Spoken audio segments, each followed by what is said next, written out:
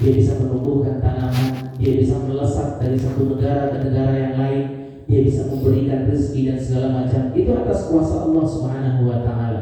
Dan banyak dari pengikut Dajjal ini adalah dari kalangan orang-orang Yahudi dan dari kalangan wanita, karena mereka banyak menuntut bahwasannya pada saat itu keadaan paceklik, keadaan kering, susah mendapatkan air, susah mendapatkan tumbuh-tumbuhan.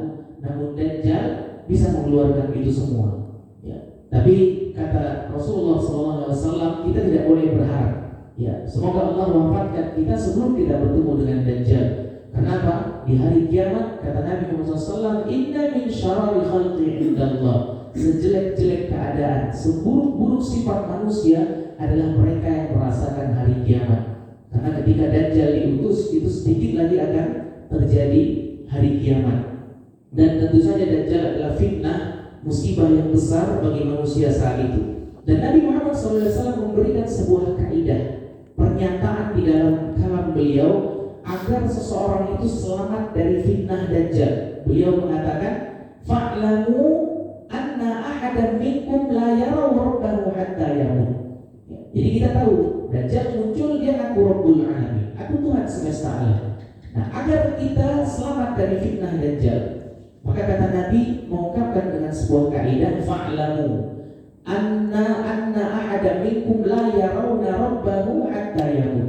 Salah satu dari kalian atau kalian umat Islam tidak akan pernah melihat Allah sampai dia mati. Ya, jadi kalau ada orang yang ngaku-ngaku Rabbul Alamin, Tuhan semesta alam, ya sebagaimana yang dulu pernah kita pelajari, ada istilahnya reinkarnasi, ada yang disebut dengan orang-orang muncul di India yang disebut dengan Sai Baba yang bisa begini begitu segala macam. Dia adalah jelmaan dari Dajjal dan seterusnya. Dia mampu mengeluarkan ini dan itu, gitu kan? Artinya ini ada sebuah tipu daya. Ini bukan Tuhan sebagaimana mereka mempertuhankan orang-orang tersebut. Ya, oleh karenanya selama nyawa masih berada di badan kita, selama kita masih hidup, maka kita harus yakin, seyakin-yakinnya yang mengaku Allah pada saat kita masih hidup itu adalah kadzdzab, itu adalah berdusta. Karena Nabi Muhammad SAW mengkhabarkan bahwa tidak akan melihat Allah manusia sampai kemudian manusia tersebut meninggal. Apa yang kita bisa pahami dari ucapan Nabi Muhammad SAW dalam hadis ini, yaitu kita akan melihat Allah setelah kita meninggal, entah itu di kubur, entah itu di alam barzakh, apakah itu nanti di hari kiamat ketika kita di padang mahsyar, ataupun nanti kita akan melihat Allah ketika kita berada di surga. Dan hadis-hadis yang berkaitan mengenai tentang ru'yatullah, hadis-hadis yang berkaitan dengan melihat Allah itu sangat banyak sekali. Dan hadis ini hadis yang mutawatir, ya, jadi hadis yang tidak diragukan lagi kebenarannya. Karena kalau kita belajar mustalah hadis, ya, kita dulu di kampus belajar apa itu, ada hadis mutawatir, ada hadis ahad. Hadis mutawatir ini yang hadisnya tidak boleh ditolak karena tidak diragukan lagi kebenarannya.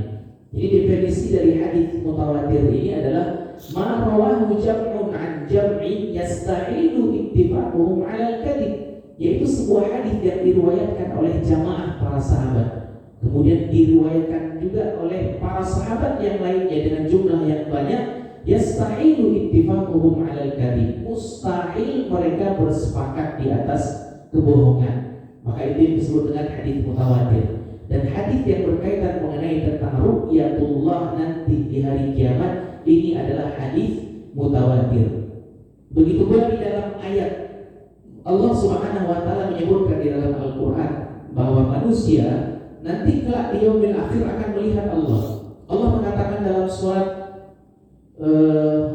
Al-Muddathir, surat Al-Qiyamah, Allah mengatakan wujuhu yawma idzin nadhirah. Nanti orang-orang beriman di hari akhirat wajah mereka nadhir. Nadhir ini artinya adalah bercahaya.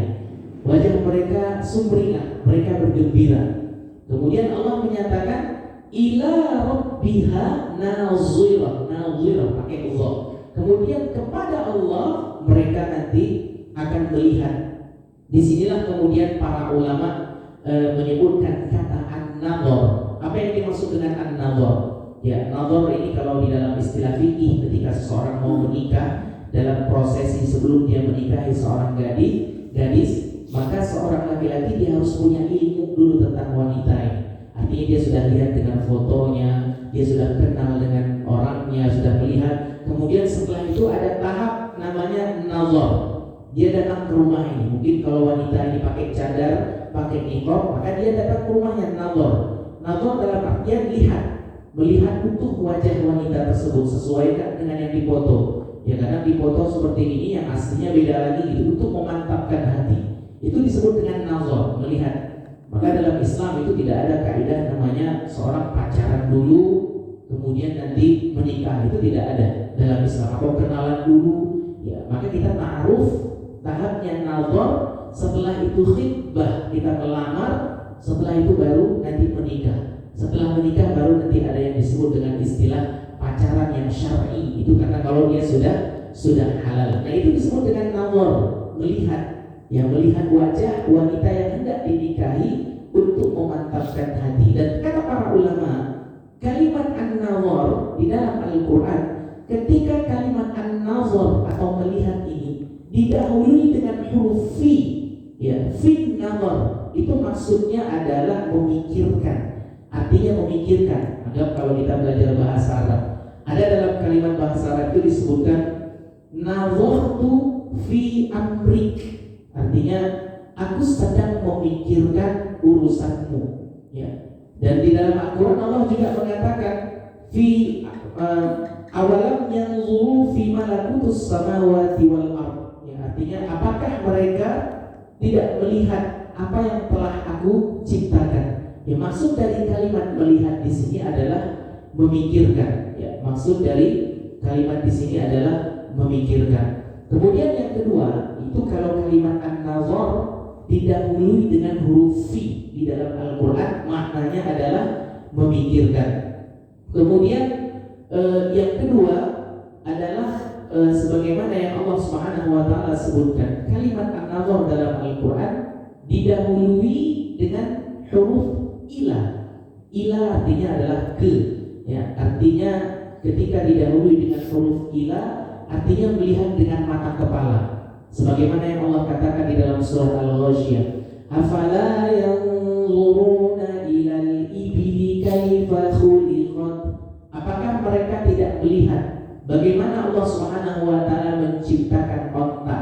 Ya, kata para ulama, ketika kalimat an-nazar didahului dengan kalimat ila, maknanya adalah